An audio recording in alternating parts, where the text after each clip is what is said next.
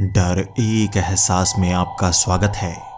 इस चैनल पर आपको सुनने को मिलती हैं डरावनी और सच्ची भूतिया कहानियाँ। अगर आपको ऐसी ही वीडियोस देखना पसंद है तो हमारे इस चैनल को सब्सक्राइब करना ना भूलें। अब बढ़ते हैं आज की कहानी की ओर।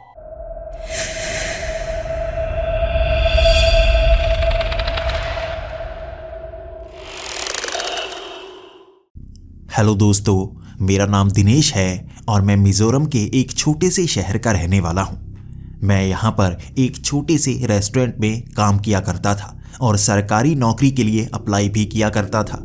इस रेस्टोरेंट में जितनी तनख्वाह मुझे मिलती उससे गुजारा करना बहुत मुश्किल भरा था और मैं चाहता था कोई सरकारी जॉब मिल जाए तो मैं और मेरा परिवार भी सेटल हो जाएगा। मेरे घर वालों ने सभी जमा पूंजी मेरी पढ़ाई में लगा दी थी। मैंने ग्रेजुएशन तो कर ली थी लेकिन उसके बाद अच्छा काम मिल नहीं पा रहा था। बहुत कोशिश की थी मैंने, लेकिन इस रेस्टोरेंट में ही ठीक ठाक पैसे मिल रहे थे। फिर भी इससे गुजारा करना बहुत मुश्किल भरा था। हम पर कर्ज चढ़ा हुआ था जिसे उतारने के लिए मुझे एक सरकारी नौकरी चाहिए थी। यहाँ माना जाता है कि जब किसी को एक सरकारी नौकरी मिल जाए तो हमारा जीवन सफल हो जाता है। जो भी पढ़ाई के लिए कर्ज लिया होता है वो भी निकल जाता है, इसी के साथ हम सेट भी हो जाते हैं। लेकिन मैं अप्लाई तो किए जा रहा था। थोड़ी थोड़ी जो फीस भरनी पड़ती उसके बाद भी मुझे नौकरी मिल नहीं पा रही थी। मैं बार बार एग्ज़ाम दिए जा रहा था और हर कहीं कोई ना कोई चूक रह जाती। मैं सोचा करता क्या कभी मुझे कोई ऐसी नौकरी मिलेगी जिससे मैं खुश हो पाऊंगा। इसका जवाब मुझे मिल गया 1 साल बाद। वहीं रेस्टोरेंट में था जब मेरी माँ उस रेस्टोरेंट में पहुंच आई थी।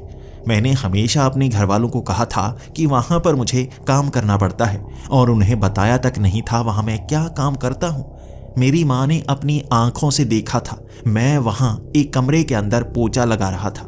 मेरी माँ की आंखों में आंसू आ गए और माँ को देखकर मैं भी घबरा गया था। उनसे मैं ये बातें छिपा कर रखता था, लेकिन माँ ने मुझे गले से लगा लिया और कह दिया, अब तुम्हें ये काम करने की ज़रूरत नहीं है, तुम्हारी पढ़ाई के अनुसार तुम्हें काम मिल चुका है। मुझे एक फॉरेस्ट रेंजर की जॉब मिल गई थी और मैं उस एग्ज़ाम में पास हो गया था। मेरी ज्वाइनिंग 1 ही महीने में हो गई और हमारे यहाँ बहुत घने जंगल है। एक ऑफिसर जो रिटायर होने वाला था उसने मुझे काम भी समझा दिया था और उसने मुझे रूल भी समझा दिए थे। इस जंगल के इस कोने में तुम्हारे लिए एक बड़ा सा झोंपड़ा बना होगा। कभी कभी 1 हफ्ता वहाँ पर रहना पड़ सकता है, लेकिन उससे ज़्यादा कभी नहीं। अगर 1 हफ्ता पूरा वहाँ रहना पड़ जाए तो उसके अगले हफ्ते हमें छुट्टी मिल जाती है। इस तरह हमें यहाँ पर अपना काम करना पड़ता है। कुछ नियम है, जंगल के बीच में अकेले कभी नहीं जाना है। यहाँ इतिहास बहुत पुराना है। कुछ लोग कहते हैं कि यहाँ उन्हें भूत नजर आते हैं। इस बात को सुनकर मैं घबरा गया था। मैं हमेशा से माना करता था कि भूत प्रेत हमारे आसपास रहते हैं, लेकिन मैंने कभी देखा नहीं था। मुझे बहुत ज़्यादा डर लगा करता था भूतों से। अगर कहीं कोई ऐसी बात करता तो मैं उस तरफ जाता तक नहीं। और मेरे सीनियर ने कहा था जंगल में जाना तो होगा, लेकिन दिन के वक्त, जब बारिश हो तब भी जाना पड़ सकता है। अगर कोई उस जंगल में खो जाए तो ढूंढने की जिम्मेदारी हमारी होती है, क्योंकि रात के वक्त यहाँ पर बहुत सारे जानवर होते हैं। इसलिए अगर रात को यहाँ पर ड्यूटी लगी हो तो बाहर नहीं निकलना है। जानवर कभी कभी हम पर हमला करने की कोशिश भी करते हैं। कई बार यहाँ पर छोटे छोटे जानवर आ जाते हैं या कीड़े आ जाते हैं जो कपड़ों के अंदर घुस सकते हैं। इसलिए रात को बाहर निकलना बिल्कुल अच्छी आदत नहीं है। मैं उसकी बात मान गया था, रात को बाहर कभी नहीं निकलूंगा। लेकिन मैंने उससे एक अजीब सा सवाल कर दिया था, अगर कभी मुझे पता चल जाए कि रात को कोई इस जंगल में गुम हुआ है, क्या उसे ढूंढने के लिए जाना है? तभी वो घबरा कर बोला था, देखो उसे ढूंढने का काम तो हमारा है, लेकिन कभी ऐसी मुसीबत पड़ जाए तो अपने साथ कुछ लोगों को लेकर ही जाना। ये हमारा काम है लोगों को ढूंढने का। ऐसी मुसीबत में अकेले इस जंगल में जाना खतरे से खाली नहीं होगा। मैंने कहा, अगर कोई खोया हुआ हमारे आसपास ही हो और आवाज़ें लगा रहा हो तो क्या मुझे बाहर जाना चाहिए? इसके बाद वो और ज़्यादा घबरा गया था और कहने लगा था, मुझे नहीं पता इसका जवाब मैं दूं या नहीं, लेकिन अगर तुम उसे बचा पाओगे और खुद को भी बचा पाओगे तो ऐसा कर सकते हो। कभी भी किसी चीख का पीछा मत करना। यहाँ तुम्हें एक लड़की की चीख की आवाज़ सुनाई देगी, कभी कभी किसी मर्द की चीख की आवाज़ सुनाई देगी। कभी उस चीख का पीछा मत करना, मैं तुम्हें बता नहीं सकता उसके पीछे क्या हो सकता है। मेरी बात मानना, कभी कोई चीखे तो वहाँ मत जाना। उसने घबराती हुई आवाज़ में ये आखिरी शब्द कहे थे और वहाँ से वो चला गया था। मुझे ट्रेनिंग पूरी तरह से दी गई थी, ये झोंपड़ा दिखा दिया गया था और ड्यूटी का पहला दिन था। शायद अब 1 हफ्ता मुझे यहीं पर बिताना था। मैं भी उस झोंपड़े के अंदर चला गया। उस झोंपड़े के अंदर बहुत सारी चीज़ें रखी हुई थी, बहुत सारा सामान था। पूरा हफ्ता निकालने के लिए वहाँ किताबें रखी हुई थी, वहाँ बहुत सारी फिल्में पड़ी थी, खाने का सामान पड़ा था। लेकिन जैसे ही शाम हुई वहाँ नाइट ड्यूटी वाला एक लड़का आ गया और उसने कह दिया था अगला हफ्ता मैं यहीं पर बिताना चाहूँगा। ये तो मेरे लिए और भी आसान सा काम हो गया था। सिर्फ 1 ही दिन बिताया था और उसके बाद वो लड़का आ गया। वहाँ से मैं बाहर निकला और ये मेरी छुट्टी का समय था। मैं सीधा घर पहुँच गया। 1 हफ्ता मैंने घर में बिताया, जबकि कभी मैं इस तरह घर पर नहीं रहा करता था। लेकिन अब तो सरकारी नौकरी थी, सब रिश्तेदार घर में मुझे इस तरह खाली बैठे हुए देख कर भी कोई सवाल उठा नहीं सकते थे। अगले हफ्ते मेरी ड्यूटी थी और पूरा हफ्ता मुझे उस झोंपड़े में बिताना था। जैसे ही मैं उस झोंपड़े में गया, वक्त शाम के 6 बजे का था। मुझे जैसा बताया गया था, जैसे ही यहाँ पर अंधेरा हो जाए इस झोंपड़े से बाहर नहीं निकलना है। ये पहली रात थी। बाहर जानवरों के चलने की आवाज़ आती रही। वहाँ ऐसा लग रहा था बड़े छोटे हर तरह के जानवर आसपास घूम रहे हैं। खिड़कियों से मैं बाहर देखता। बाहर एक बड़ी सी फ्लड लाइट लगाई हुई थी, जिसके सहारे आसपास बहुत ज़्यादा रोशनी हो जाती। उसके सहारे मैं देख पाता कभी कोई बड़ा सा रीछ वहाँ से निकलता तो कभी हिरण भी आसपास घूम रहे थे। मुझे जानवर देखने में भी बहुत मज़ा आ रहा था। ऐसा लग रहा था जैसे मैं किसी जू में हूँ। कुछ दिन मैंने वहाँ पर इसी तरह से गुजारे थे, लेकिन एक चीज़ थी जो मुझे डराए रखती थी। रात को 11 से 12 बजे के करीब एक चीख की आवाज़ आती। उसके बाद 12 से 2 बजे तक बार बार अलग अलग लोगों के चीखने की आवाज़ आती रहती। ऐसा लगता जैसे उस जंगल में कुछ लोगों को टॉर्चर किया जा रहा हो। वो चीखते, लेकिन उसके सिवा कोई शब्द तक नहीं बोलते। पूरे जंगल में वो आवाज़ छा सी जाती। मुझे मेरे सीनियर ने कहा था, चीख की आवाज़ सुने तो उसे अनदेखा सा कर देना है, अनसुना सा कर देना है, उस तरफ ध्यान नहीं देना है। लगभग चौथे दिन मुझे बाहर एक लड़की चलकर जाती हुई दिखी। अब मैं जानना चाहता था इस जंगल के अंदर एक लड़की क्यों जा रही है। वो अकेली थी। उसने एक बैग अपने हाथ में पकड़ा हुआ था और उस झोंपड़े के पास से गुजरी थी। मुझे बताया गया था कि रात के वक्त झोंपड़े से बाहर नहीं निकलना है, लेकिन मुझे एक गन भी दी गई थी। यकीन कीजिए, आपके हाथ में हथियार हो तो हिम्मत बहुत ज़्यादा बढ़ जाती है। सामने कोई बड़ा जानवर भी आ गया, मैं इस गन से वार कर सकता हूँ। इसलिए मैं अपने उस झोंपड़े से रात को बाहर निकला था। उस लड़की का मैं पीछा करने लगा था। एक चीज़ थी जिसने मुझे हैरान कर दिया था। वो लड़की जान जाती कि मैं पीछे कितनी तेज़ी से आ रहा हूँ और उसकी रफ्तार हर बार तेज़ ही रहती। मैं उसे पकड़ ही नहीं पा रहा था। वो एक तरफ जाए जा रही थी और मैं उसका पीछा किए जा रहा था। मुझे लगा था वो यहाँ कहाँ रुकेगी और मैं उससे बात करूँगा, लेकिन वो रुकी ही नहीं, चलती जा रही थी। उसके पैरों में कुछ नहीं था, यानी कि उसके पाँव में कांटे तक चुभ सकते थे, लेकिन वो इसी तरह नंगे पाँव उस जंगल में उन कांटों के ऊपर, उन कंकड़ों के ऊपर से चले जा रही थी। जबकि जूते पहना मैं भी बार बार वो कंकड़ कांटे चुभने के कारण परेशान हो चुका था। मैं उसका पीछा करता रहा, बचते बचाते उसके पास पहुंचने की कोशिश करता रहा, लेकिन नाकाम। उसकी चाल बहुत तेज़ थी। वो उन झाड़ियों को चीरती हुई आगे की तरफ बढ़ जाती। तब मैंने सोचा, आवाज़ लगानी होगी, इसे रोकना होगा। रुको, कहाँ जा रही हो? मैंने ये आवाज़ लगाई थी। वो रुक तो गई, लेकिन पलटकर मेरी तरफ देखी नहीं। उसके बाद फिर से मैं कहने लगा, देखो, यहाँ तुम अकेली क्या करने आई हो? मुझे बताना ज़रा। कल को खो गई तो जिम्मेदारी मेरी ही होगी ना। जंगल में फॉरेस्ट डिपार्टमेंट का मैं ही ऑफिसर हूँ। अपना चेहरा इस तरफ करो। मैंने ये उससे कहा था और वहीं पर खड़ी वो चेहरा मेरी तरफ नहीं कर रही थी, बल्कि पीछे से उसने सर हिला दिया था। मैं फिर से गुस्से में कहने लगा था, इस तरफ चेहरा करो, मैं तुमसे कह रहा हूँ, मेरे हाथ में गन है, मुझे गोली चलाने पर मजबूर मत करो। इसके बाद उसने अपना चेहरा पीछे की तरफ घुमाया और जैसे ही उसका चेहरा मेरी तरफ हुआ, मेरे पाँव तले ज़मीन खिसक गई। वो कोई साधारण लड़की नहीं थी, बल्कि वो एक भूत थी। मेरी तरफ चेहरा हुआ और उसका चेहरा धुंधला धुंधला सा जैसे धुएं का बना हो। बार बार वो ऐसे धुएं की तरह हवा में उड़ जाती और दोबारा धुआं इकट्ठा होता और लड़की का आकार ले लेता। पहली बार जिंदगी में भूत देखा था और मैं घबरा सा गया था। चीखता हुआ वापस निकला था मैं, और मेरी चीख बिल्कुल वैसी थी जैसी उस जंगल में गूंजा करती थी। बार बार चीखता रहा और पीछे देखने की हिम्मत तक नहीं। मैं डरा हुआ था, कहीं वो लड़की मेरा पीछा तो नहीं कर रही, कहीं भूत मुझे चिपक तो नहीं जाएगा और मुझे मार तो नहीं देगा। चीखता चीखता वहां से दूर निकल आया था मैं भागता भागता अपने उस झोंपड़े के अंदर घुसा और सीधा वो मोटी सी रजाई के नीचे छिप गया। मैं अब बाहर देखने की हिम्मत तक नहीं कर रहा था। मैंने वो दरवाज़ा तो बंद कर दिया था, लेकिन मैं जानता था भूत प्रेत दीवारों के पार चले जाते हैं, वो तो घर के अंदर आ जाएंगे। लेकिन मेरी बेवकूफ़ी देखिए, वो रजाई के अंदर छिपा मैं ये सोच रहा था कि वो घर के अंदर तो आ जाएंगे, लेकिन शायद इस रजाई के अंदर नहीं आ पाएंगे। 15 से 20 मिनट तक उस रजाई के अंदर छिपा रहा मैं। उसके बाद थोड़ी सी हिम्मत जागी तो रजाई से बाहर निकला। अब मेरे उस झोंपड़े के अंदर कोई मौजूद नहीं था, तो अब थोड़ी सी हिम्मत हुई खिड़की से भी बाहर झांकने की। क्या उस लड़की ने मेरा पीछा किया? उन खिड़कियों से बाहर देखते हुए मैं ये जानना चाहता था कि लड़की कहाँ पर है, लेकिन आसपास वो लड़की मौजूद नहीं थी। अब मैं समझ गया था कि मेरा सीनियर क्यों कहा करता था इस जंगल में भूत प्रेत हैं। वो सिर्फ मुझे डराना नहीं चाहता था, मुझे समझाना चाहता था। मैंने भी तब कानों को हाथ लगा लिए। अब किसी का पीछा नहीं करूंगा, मैं समझने की कोशिश करूंगा। इस बार तो बच गया, शायद अगली बार बच ना पाऊं। उसके बाद कुछ समय मैं इस चीज की तरफ ध्यान लगाता रहा। मेरी चीख जैसी थी वैसी चीखें ही तो उस जंगल से सुनाई देती हैं। कहीं कुछ लोग भटक कर भूतों को तो नहीं देख लेते जो डर कर बाहर की तरफ फिर भागने लगते हैं और उनकी चीखें हमें सुनाई देने लगती हैं।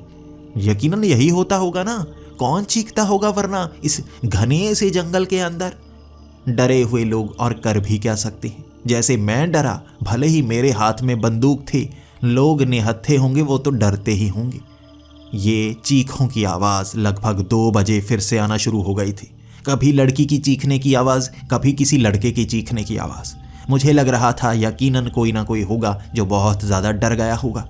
उसके बाद 3 लोग देखे मैंने, वो जंगल से बाहर की तरफ आ रहे थे। मैंने सोचा इनसे बात करके देखता हूँ कौन है, क्या चीखने की आवाज़ें इनकी ही आई थी। मैं अपने झोंपड़े से बाहर की तरफ निकला और वो भी फ्लड लाइट को देखकर इस झोंपड़े की तरफ आ रहे थे। जैसे ही उनके बिल्कुल मैं सामने जाकर खड़ा हो गया और उनसे सवाल करने लगा, क्या हुआ? क्या जंगल में तुम्हारी चीखने की आवाज़ आई थी? क्या तुम्हें कोई भूत नजर आया? वो तीनों हंसने लगे थे। मुझे देखकर इस तरह से हंस रहे थे जैसे मैं कोई बेवकूफ़। मैं अब बहुत शर्मिंदा सा हुआ और कहने लगा, यकीन नहीं करोगे, सच में वहाँ पर भूत हैं, मैंने खुद देखा है। मेरी ये बात सुनकर वो और ज़्यादा हंसने लगे और अब मुझे गुस्सा आने लगा था। मैंने अपने पीछे रखी वो गन आगे कर दी और उन्हें डराने के लिए ये सब किया था मैंने कहा, मैं यहाँ पर फॉरेस्ट ऑफिसर हूँ, तुम्हें यहीं पर पकड़ सकता हूँ, पुलिस को बुला सकता हूँ, जानते हो तुम। लेकिन इस बात का भी उनके अंदर कोई डर नहीं था। वो और ज़्यादा हंसने लगे। मैंने अब उनसे सीधा कह दिया था, अब लगता है तुम्हें कुछ ना कुछ प्रसाद चाहिए, तभी तुम मानोगे।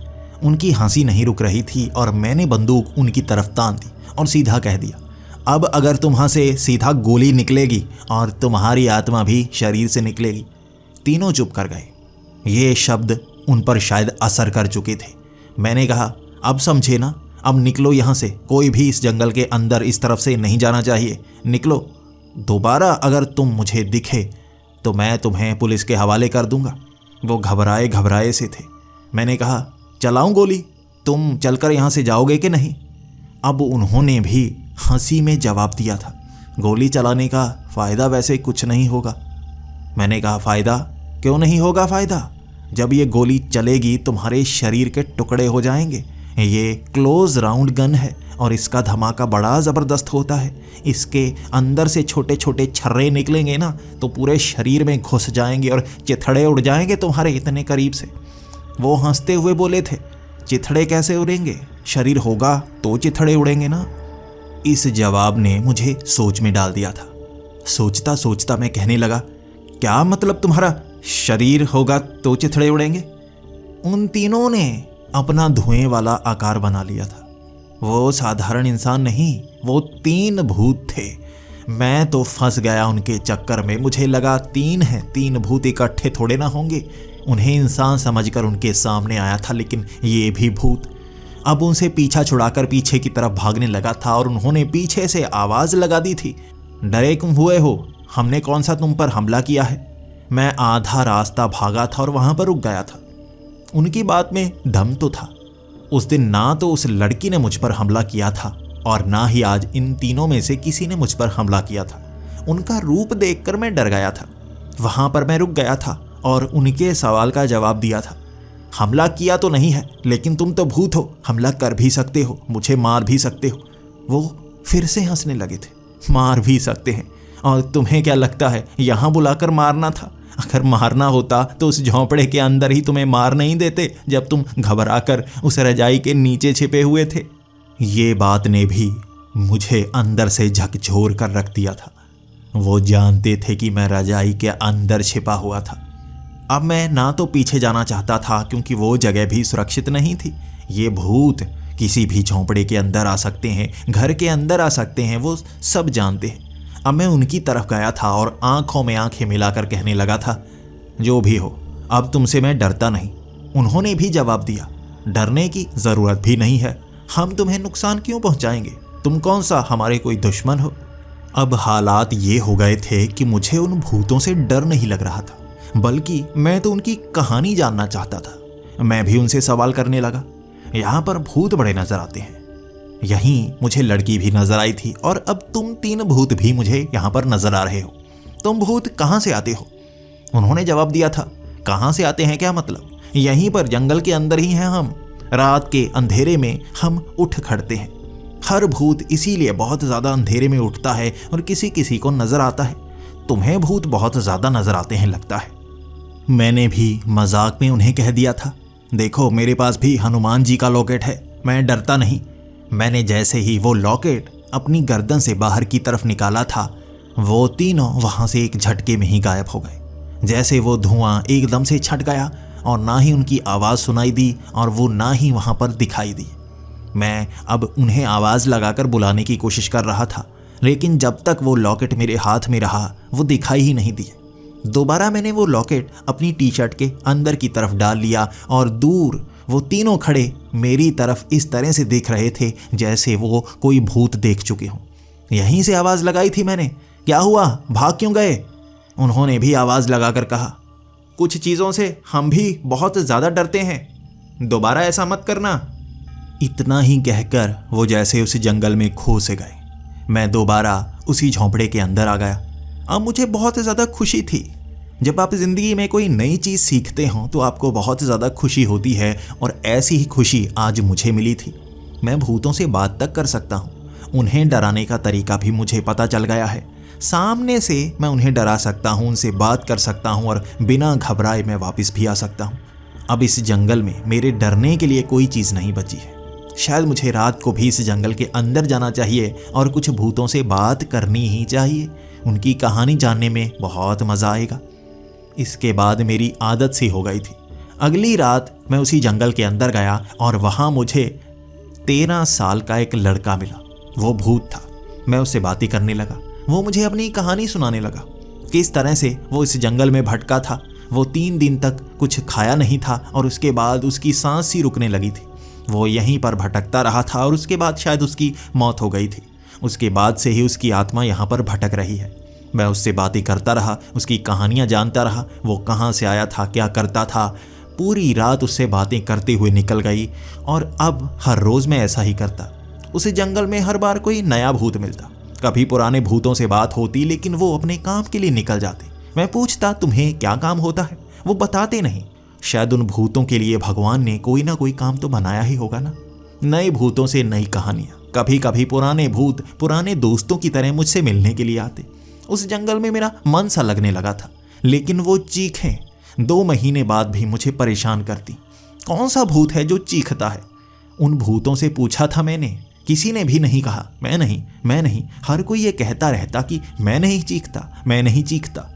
किसी भूत से मुझे उस चीख का जवाब नहीं मिला था। उसके बाद मैं अपने झोंपड़े में सोचा करता, वो आवाज़ कहाँ से आती होगी। मन में कई सवाल उठते थे और एक दिन मैंने ठान लिया, इस सवाल का जवाब भी मुझे ढूंढना ही होगा। उसके बाद मैं उस झोंपड़े से बाहर निकला। 2 बजे के करीब वो चीखें आना शुरू हो गई और वो चीख जिस तरफ से आ रही थी मैं भागता हुआ उसी तरफ बढ़ना शुरू हो गया। काफ़ी अंदर तक उस जंगल की तरफ मैं जाता गया। 1 घंटे तक वो आवाज़ें बहुत ज़्यादा आया करती थी और मैं उसका पीछा करता गया। 3 बजे तक वो कम आवाज़ें आना शुरू हो जाती और उसके बाद बिल्कुल भी चीख की कोई आवाज़ नहीं आती। 3 बजे के करीब तक मैं ढूंढता रहा था। कभी आवाज़ इस तरफ से आती, वो जंगल में बहुत ज़्यादा गूंजा करती थी, इसलिए मुझे सही लोकेशन का पता नहीं चल पा रहा था। बार बार इधर भटकता उधर भटकता और मैं उसका पीछा करता हुआ कहीं ना कहीं पहुंच ही जाता। मैंने निशानियां लगाना शुरू कर दी थी।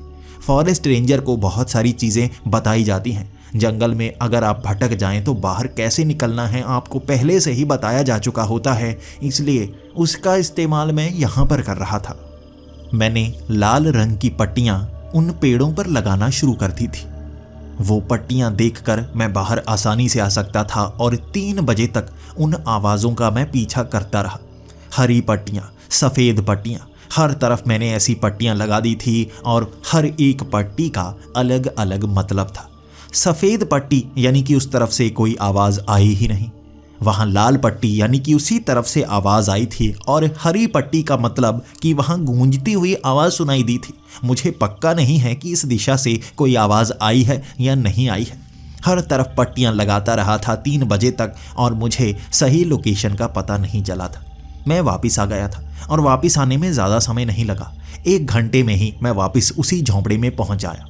मेरे पास हथियार थे, इसलिए डर ही नहीं लगा था और भूत मेरे साथी भी तो बन चुके थे। रास्ते में कई भूत मिले थे। तुम यहाँ कहाँ गए थे? इतनी अंदर कैसे मिले हो आज? ये बातें उन भूतों ने पूछी थी और मैंने सबका जवाब दिया था। चीखों का पीछा किया था मैंने। उन्होंने कहा उन्हें तो कोई चीखें सुनाई नहीं देती।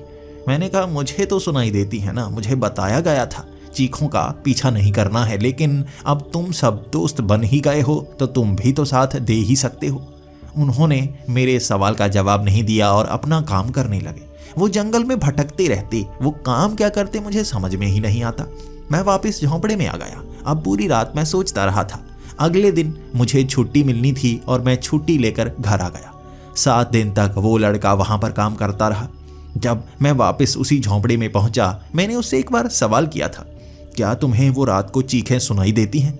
उसने कहा हाँ सुनाई देती हैं, लेकिन मुझे बताया गया है जितनी भी चीखें आएं उनका पीछा नहीं करना है।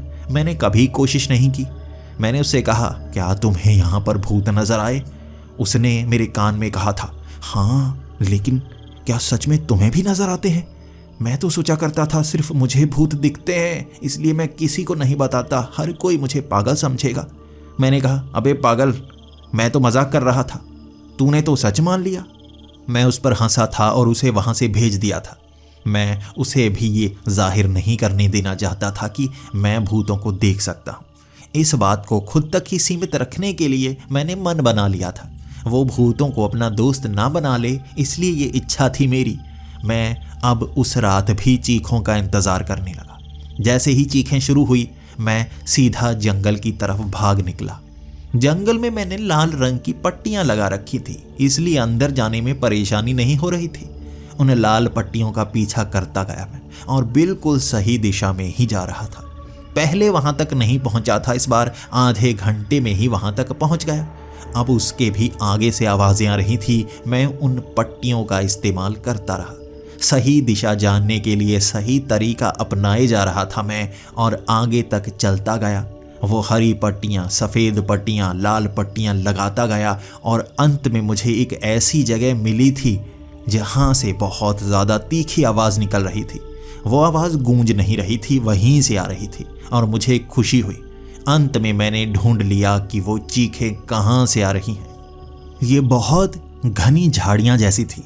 ये पतले पतले पौधे से थे जो बहुत इकट्ठे एक साथ लगे हुए थे और उसके बीच से निकलने में बहुत परेशानी होती।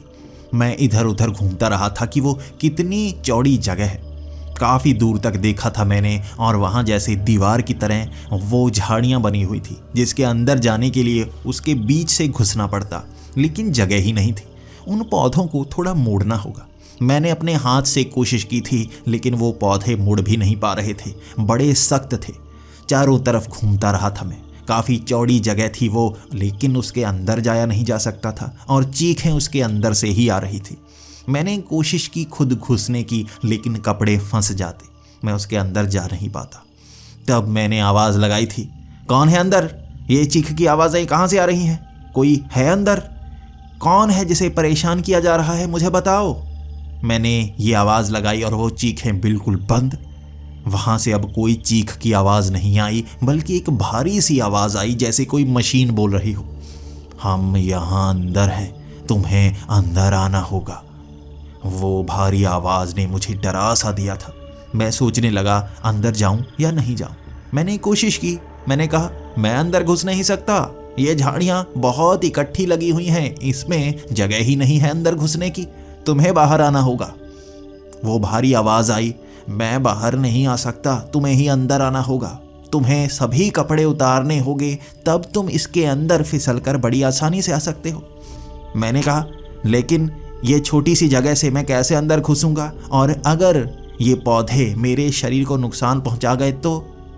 भारी आवाज़ फिर से आई थी, तुम्हारे शरीर को कोई नुकसान नहीं होगा, ये सिर्फ कपड़ों को ही नुकसान करते हैं, चीज़ों को नुकसान करते हैं, शरीर इसके अंदर से बड़ी आसानी से आ सकता है।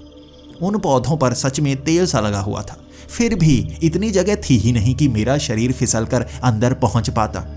मैं डर कर कहने लगा था, लेकिन अगर मैं अंदर फंस गया तो बाहर नहीं निकल पाऊंगा। वहाँ से आवाज़ आई थी, ऐसा हो ही नहीं सकता, जैसे तुम अंदर आओगे वैसे ही बाहर भी तो निकल सकते हो। अब मन घबराने सा लगा था। मैंने भी जवाब देने में ही समझदारी समझी।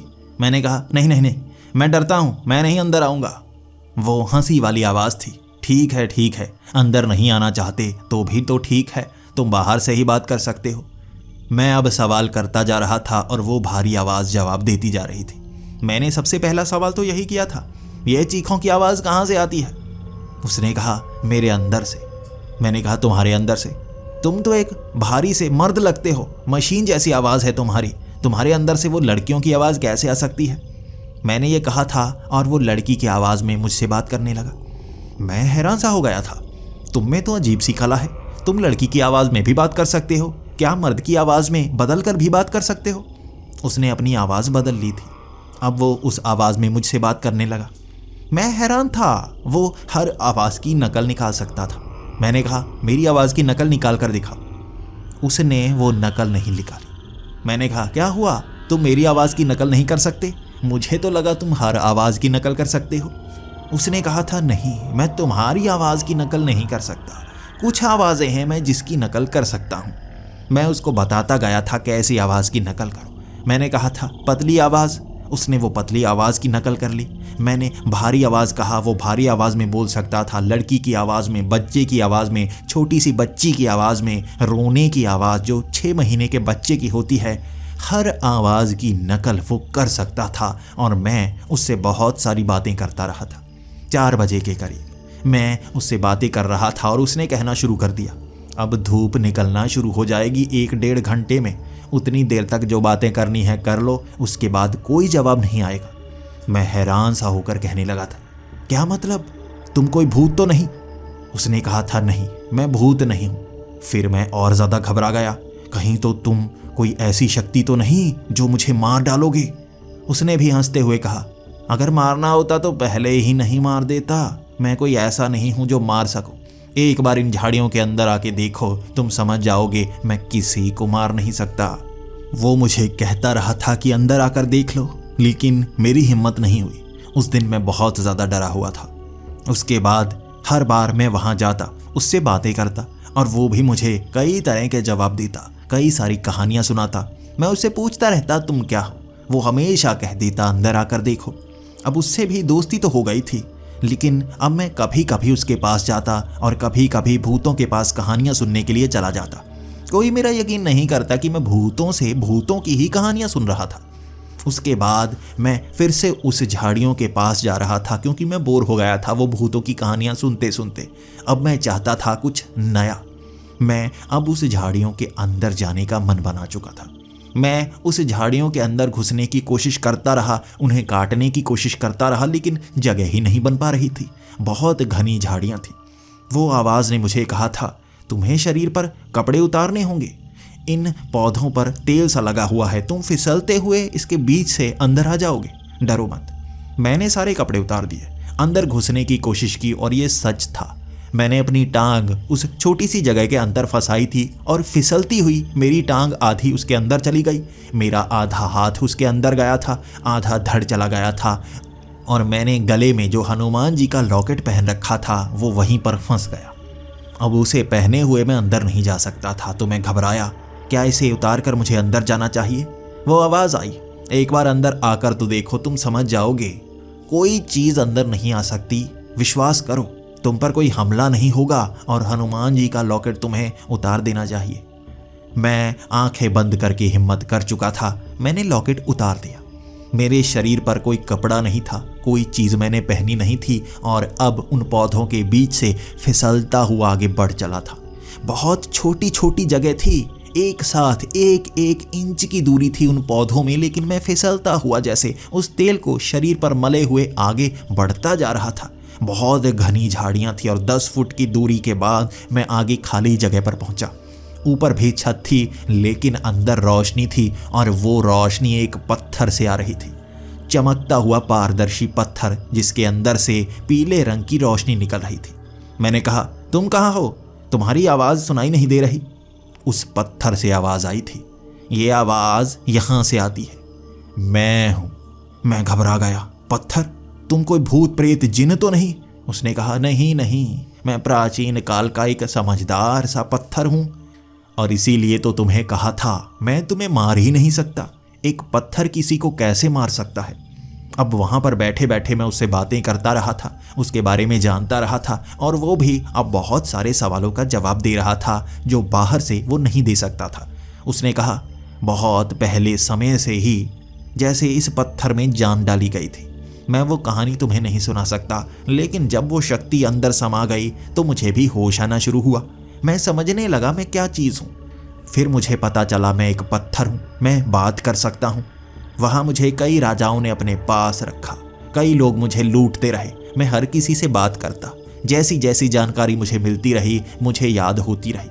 मैं जानता हूँ इंसान ज़्यादा चीज़ें याद नहीं रख सकते, लेकिन मुझ में जैसे अपार शक्ति है। मैं हज़ारों साल पुरानी उन घटनाओं को भी अब तक याद कर सकता हूँ, बता सकता हूँ। जो जानकारी मेरे पास है वो भी मैं दे सकता हूँ, और इस शक्ति से कुछ खास चीज़ें वो भी दे सकता हूँ। मैंने कहा, सच में? क्या तुम मुझे कुछ दे सकते हो जो मैं मांगना चाहूँ? उस पत्थर ने कहा, हाँ, लेकिन म्यूचुअल बेनिफिट होना चाहिए। तुम्हें फ़ायदा होगा, मुझे भी फ़ायदा चाहिए। मैं अब डर गया। आखिर एक बोलने वाले पत्थर को मुझसे क्या फ़ायदा हो सकता है? मैंने कहा, मैं तो कुछ खास शक्ति चाहता हूँ, लेकिन तुम क्या चाहते हो? उसने कहा था, मैं दोस्ती चाहता हूँ। अब अकेला पत्थर बोर भी तो हो जाता है, बात करने के लिए भी तो कोई चाहिए। तुम मेरे पास आते रहना, बात करते रहना, और मैं तुम्हें वो दूंगा जो तुम्हें चाहिए। अब मैं उससे कहने लगा था, तो मैं तुम्हारी बात मानता हूँ, मैं तुम्हारे पास आता रहूँगा, दोस्ती निभाता रहूँगा, बस बातें ही तो करनी है। तुम्हें इधर उधर की बातें, जानकारियाँ, खबरें, हर चीज़ बताया करूँगा। वो पत्थर खुश था। लो, मान ली बात। अब तुम बताओ तुम्हें क्या चाहिए? मैंने कहा, मैं चाहता हूँ ये भूत प्रेत को मैं देख सकता हूँ, बातें कर सकता हूँ, लेकिन इसी जंगल में। मैं चाहता हूँ ये भूत प्रेत मेरे कंट्रोल में हो, मैं जो इन्हें कहूँ वो करें। अब उस पत्थर ने कहा था, यहाँ पर भी म्यूचुअल बेनिफिट होगा। तुम उन भूतों को कंट्रोल करने की बात कर रहे हो, इसलिए वो भी तुम्हें थोड़ा थोड़ा कंट्रोल करेंगे, बराबरी की बात होगी। अगर मुझसे कुछ चाहते हो तो तुम मेरा फ़ायदा कराओगे, मैं तुम्हारा फ़ायदा कराऊंगा। तुम्हें पैसे चाहिए, सोना चाहिए, वो तुम्हें दे सकता हूँ। मैंने कहा, नहीं, मुझे भूत चाहिए, मैं उनसे बात मनवाना चाहता हूँ, कुछ करवाना चाहता हूँ। अब उस पत्थर ने कहा था, तो ये चाहते हो तो यही मिलेगा, मुझ पर बैठो। वो पत्थर चमकने लगा था। मैं उस पर जाकर बैठ गया। अब वहाँ से एक शक्ति सी निकली थी जो मेरे शरीर में समाई थी, एक गर्मी जो पत्थर से निकली और मेरे शरीर में महसूस होना शुरू हो गई। उसके बाद उस पत्थर ने कहा था, उठो, अब तुम्हारा काम हो चुका है, तुम अब भूतों को कंट्रोल कर सकोगे, तुम उनसे बात मनवा सकोगे और उसका असर तुम पर भी पड़ेगा, वो भूत भी कुछ चीज़ें तुमसे मनवाया करेंगे। अब उस पत्थर से विदा ली थी मैंने और उन झाड़ियों से फिसलता हुआ फिर से बाहर आ गया। जैसे ही मैं बाहर पहुंचा, मेरे शरीर पर कोई कपड़ा नहीं था, जबकि मेरे शरीर पर उन पौधों से तेल लगा होना चाहिए। बाहर आते ही वो सारा तेल भी शरीर से सूख चुका था। मैंने कपड़े पहने और आगे की तरफ बढ़ चला। शायद मुझे कुछ भूतों ने देख लिया था कि मैं इन झाड़ियों के अंदर जा रहा हूँ। वो मुझसे पूछने लगे मैं अंदर क्या करने गया था। मैंने किसी को नहीं बताया, वो जानते ही नहीं थे इन झाड़ियों के अंदर क्या है। एक शरीर फिसलकर इन झाड़ियों के अंदर जा सकता है, अगर हमने एक कपड़ा भी पहना है हम उसे लेकर अंदर नहीं जा सकते। बिना शरीर वाले भूत भी उन झाड़ियों के पार नहीं जा सकते। तभी दिमाग में ख्याल आया, किसने इस झाड़ियों में से रखा होगा? किसी राजा ने, किसी मंत्री ने? ये सवाल तो पूछा ही नहीं। चलो कोई बात नहीं, फिर से अंदर जाऊंगा और पूछ लूंगा, लेकिन आज मुझे वापस जाना होगा। कल छुट्टी है और मुझे कुछ काम करवाने हैं। वहाँ 3 भूत खड़े थे और उन तीनों को कहा, मुझे एक सेब खाना है, मेरे लिए सेब लेकर आओ। अब वो मेरी बात मान गए थे और खुद समझ नहीं पा रहे थे मेरी बात उनके दिमाग में किस तरह असर की है। वो भूत किसी की बात नहीं माना करते थे, लेकिन मेरे तो जैसे गुलाम से बन गए थे। वो भागते हुए गए और मेरे लिए सेब ले आए। तीनों मेरे लिए एक एक सेब लेकर आए थे, एक लाल रंग का, एक हरे रंग का, जबकि एक गला सा था। उस गले से सेब को मैंने नीचे फेंक दिया। अब उस हरे सेब को खाने लगा और लाल सेब को जेब में डाल लिया। 2 भूत तो बहुत ज़्यादा खुश थे, एक भूत थोड़ा नाराज़ था। सेब तो मैं भी लेकर आया हूँ, मेरे सेब को क्यों फेंक दिया? मैंने कहा, वो खराब था, मैं इंसान हूँ, इंसान खराब सेब नहीं खाते। उसने कहा, तुमने ये तो कहा ही नहीं था ठीक सेब लेकर आना है। तुमने तो सेब कहा था, मैं सेब लेकर आया, तुम्हें पहले बताना चाहिए था। मैं भी गुस्से में कहने लगा, मुझसे बहसबाजी मत करो, तुम मेरे कंट्रोल में हो। मैं उसके सामने उससे झगड़ने लगा था, जबकि 2 भूत बस चुप करके खड़े थे। बहसबाजी हो रही थी मेरी उससे। वो मेरी बात मान नहीं रहा था और मैं झगड़े में उस पर चिल्लाए जा रहा था। अब वो तीनों वहाँ से चले गए। शायद अब वो मेरे करीब कभी नहीं आएंगे, क्योंकि मैं उससे बहस कर चुका था। लेकिन झोंपड़े की तरफ आते हुए जब मेरा गुस्सा ठंडा हुआ तो मैं सोचने को मजबूर हो गया, इतना गुस्सा, वो भी भूतों पर। गुस्सा मुझे पहले कभी आया ही नहीं करता था, आज इतना गुस्सा कहाँ से आ गया? वो भूतों का असर क्या मुझ पर हुआ है? मैं उस झोंपड़े में था और उस दिन मुझे नींद ही नहीं आई। मैं रात को सोचता रहा और सुबह हो गई। सुबह वो लड़का आया था और अगले 7 दिन उसे यहाँ पर रहना था। उससे बात करते हुए मैं वहाँ से निकला था।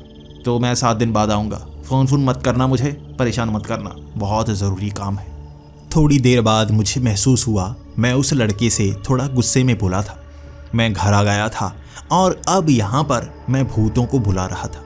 रात को मैंने अंधेरा कर लिया और मैं आवाज़ें लगाता रहा, भूत कहाँ पर हो, मुझे तुमसे काम है। लेकिन वहाँ पर कोई भूत आया ही नहीं। मैं सोचने लगा, भूतों को कंट्रोल तो कर सकता हूँ, लेकिन भूत भी तो आसपास होने चाहिए। मुझे अपने पड़ोसियों से बदला लेना था। बचपन से मुझे बहुत परेशान किया था, मेरे बारे में गलत अफवाहें फैलाते रहते थे। मैं निकम्मा हूँ, काम नहीं करता, ये सब, पढ़ाई में अच्छा नहीं हूँ। मुझे बहुत तंग किया था और उनके लड़के से और उनसे बहुत सारा बदला बाकी था। लेकिन यहाँ भूत मिलते कहाँ पर? मैं अपनी परछाई बनाकर परछाई से काम करने को कहने वाला था। परछाई मेरी बन चुकी थी, पीछे मैंने बल्ब लगा लिया था। मैंने जैसे ही उससे कहा, मुझे तुमसे काम है, अपनी परछाई को हिलते हुए देखा। मैंने तो कहावतें सुनी थी कि परछाई भी हमारा कहना मानती है, आज देख भी रहा था। मेरी परछाई कहीं और जा रही थी, मैं कहीं और खड़ा था। मैंने परछाई से कहा था, मेरी पड़ोसी को थोड़ा सा दिखाओ तो सही, डर कैसा होता है। आधे घंटे बाद वो चीखते हुए घर से बाहर की तरफ भागे थे। पूरा का पूरा परिवार डरा हुआ घर से बाहर था और अपने घर के अंदर नहीं जाना चाहता था। खिड़की से मैं देख देख हंसी रोक नहीं पा रहा था। मेरे चेहरे पर मुस्कान थी और उस रात बड़े मज़े से सोया था मैं। उसके बाद मैं ऐसी हॉन्टेड जगह पर जाने लगा जहाँ पर बहुत सारे भूत हों। वहाँ पर मैं भूतों को कंट्रोल कर लेता और उसके बाद उनसे अपने काम करवाता। अपने किसी दुश्मन से बदला लेना हो, किसी की पिटाई करनी हो, किसी को फंसाना हो, हर काम वो करते, लेकिन मुझ पर क्या असर हो रहा है मैं समझ नहीं पा रहा था। जो भी मुझसे कभी झगड़ा कर चुका था उसको मैंने चोट पहुंचाई थी। कोई अंधेरे में गाड़ी चला रहा होता तो वहां भूतों से उसका एक्सीडेंट करवा देता, किसी दोस्त को उसकी खिड़की से छलांग लगवा देता, किसी भूत से किसी का गला घुंटवा देता और बड़ी मुश्किल से वो बचता, किसी की टांग तुड़वा दी। मैं ये काम करवाता जा रहा था और 1 हफ्ते मैंने बहुत मज़े लिए थे। मैं समझ नहीं पा रहा था मुझ पर क्या असर हुआ। भूतों ने मुझ पर तो कोई असर नहीं किया। धीरे धीरे मैं उनका भी हिसाब करने लगा था जिन्होंने कभी मुझे बुरी तरह से देखा हो, मुझे कभी गाली निकाली हो। हर किसी से मैं बदला ले रहा था। एक शाम मैं बैठा ये सोच रहा था, मैंने ये क्या क्या किया है। मैंने सबसे बदला ले लिया है, बचा कौन। तभी दिमाग में ख्याल आया, क्या सबसे बदला लेना इतना ज़रूरी था। मैंने तो उनकी टांगें भी तुड़वाई जिन्होंने बस मुझे घूरा था सड़क पर, कुछ भी नहीं किया था। मैं अब थोड़ा समझने लगा था मुझ पर असर क्या हो रहा है। मैं गुस्सैल बन रहा हूँ। मैं बदला लेने की तरफ बढ़ने लगा था। मेरे अंदर ऐसा उबाल आता कि मैं गुस्से से भर जाता और जो भी मेरी बात का जवाब नहीं देता मैं उससे झगड़ने लगता। मैं भूतों से अपना बदला लिए जा रहा था और असल में मेरी आदत भी 1 हफ्ते में वैसी हो गई थी। मैं हर किसी से झगड़ता। मैं अपने बॉस से भी लड़ चुका था, वो मुझे नौकरी से निकालने की बात कर रहा था। मैं कई और लोगों से झगड़ा। उसके बाद मेरी लड़ाई मेरी माँ से भी हुई। मेरी माँ भी घर छोड़कर जा चुकी थी। मेरा गुस्सा कंट्रोल में आता ही नहीं। वो भूत मेरे आसपास घूमते रहते, मुझसे चीज़ें मांगते रहते। मैं उनके लिए सब कुछ करता, वो मुझे हमेशा कुछ ना कुछ करने को कहते। मैं उनसे बातें करता और लोगों को लगने लगा था मैं पागल हूँ, आपस में बात करता रहता हूँ। अब ये शनिवार का दिन था। वो भूतों को मैं कहता जा रहा था कि मैं अब तुमसे बात नहीं कर सकता, मैं बोर हो गया हूँ, मुझे सोना है। वो मेरी बात ही नहीं मानते। उन्हें बात करनी थी मुझसे और वो बार बार मुझे उठाते, मुझे डराते। लेकिन जो भूत आपके कंट्रोल में हों उनसे डर थोड़े ना लगता है, तब तक जब तक वो आपको छत से ना चिपका दें। मुझे छत से चिपका दिया गया था और डराया जा रहा था कि वो मुझे नीचे गिरा देंगे। मुझे उनसे बात करनी होगी, कोई कहानी सुननी होगी या सुनानी होगी, मुझे कोई खबर बतानी होगी। मैं बस बड़बड़ाता रहता। मेरा मुंह भी थकने लगा था उनसे बात करते करते। 1 हफ्ते से मैं तंग हो चुका था। पहले तो मैं अपना काम करवाना चाहता था इसलिए उनसे बात करता रहा, लेकिन अब ये बोझ बनने लगा था। वो मुझे छत से लटका देते, बिल्डिंग से बाहर लटका देते और गिराने की धमकी देते। बड़ी मुश्किल से माफ़ी मांगकर मैं वापस आता। वो बोझ थे, वो श्राप की तरह मेरे आसपास रहते, भूतों की टोली। मैं किसी से मिलता वो उसे तंग करने लगते। मैं किसी लड़की को पसंद करता और चाहता कि डर कर वो मेरे करीब आ जाए। वो इतना डरा देते कि वो लड़की करीब क्या आती, वो तो जीने से भी डरने लगती। हर किसी को वो मुझसे दूर भगा चुके थे और मैं अकेला सा पड़ चुका था। ऐसी शक्ति शाप बन जाती है, आपके दिमाग पर असर करने लगती है। मैं भूतों से ही लड़ना शुरू हो गया था, उन्हें आपस में लड़वाता। वो एक दूसरे को नोचते, लेकिन एक भूत दूसरे को मार नहीं सकता जो पहले से ही मरा हो। मैं जिंदा था, वो बदला मुझसे भी लेते, मेरे शरीर को नोचते। मैं रविवार को नोचा जा रहा था एक एक भूत से। वो मुझसे बदला ले रहे थे। वो मुझसे कहते, किसी से बदला लो, हमें वैसा ही करना है जैसा तुमने पहले करवाया था। मैं किससे बदला दिलवाता, हर किसी से बदला ले चुका था। वो दोबारा उन्हें परेशान करने लगे जिनसे मैं बदला ले चुका था। मेरे दुश्मन जिसने मुझे घूरा था, वो टांगे तोड़ते, एक्सीडेंट करते। एक आदमी को तो मार भी डाला था। वो कोमा में पहुंच गया था और बचता या नहीं बचता मैं नहीं जानता। मैं सीधा उस झोंपड़े में पहुंचा था और उस लड़के को कहा था, 1 हफ्ता यहाँ मत आना, मुझे बहुत ज़रूरी काम है। वो यहाँ से चला गया था। मेरे वो भूत उसे भी मारने की कोशिश करना चाहते थे, लेकिन मेरा ऑर्डर था इसलिए रुके थे।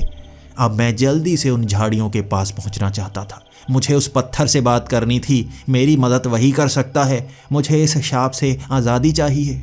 जैसे ही उस झाड़ियों के पास पहुंचा था मैं बस उसके अंदर जाना चाहता था। मैंने अपने सारे कपड़े उतार दिए, लेकिन मेरे भूत ऐसा करना ही नहीं देना चाहते थे।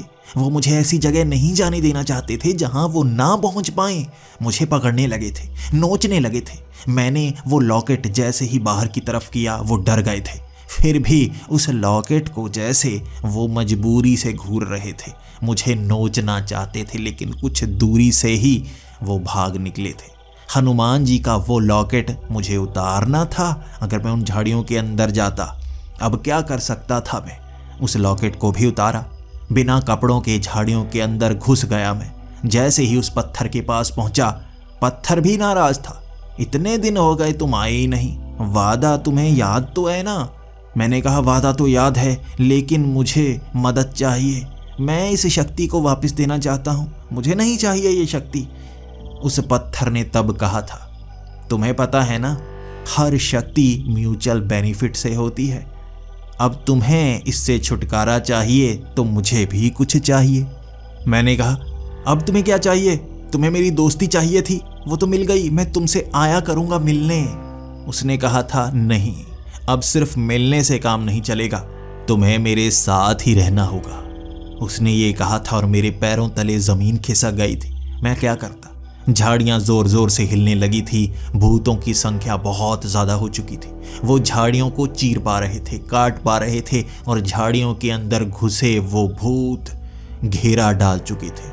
वो जगह घिर चुकी थी भूतों से, प्रेतों से, और उनकी संख्या बढ़ती जा रही थी। उनकी चीखें वो शरीर को नोच रहे थे। मैं कैसे उनसे बचता? वो पत्थर कह रहा था, मदद तो म्यूचुअल बेनिफिट से ही होती है, मान जाओ। उस पत्थर ने कहा, क्या तुम मेरे साथ रहना चाहते हो? मैं उस पत्थर पर बैठ गया और उस समय मैंने थोड़ी सी समझदारी दिखाई थी। बातों को घुमाकर कहा था, हाँ, मैं तुम्हारे साथ इस जंगल में रहूंगा।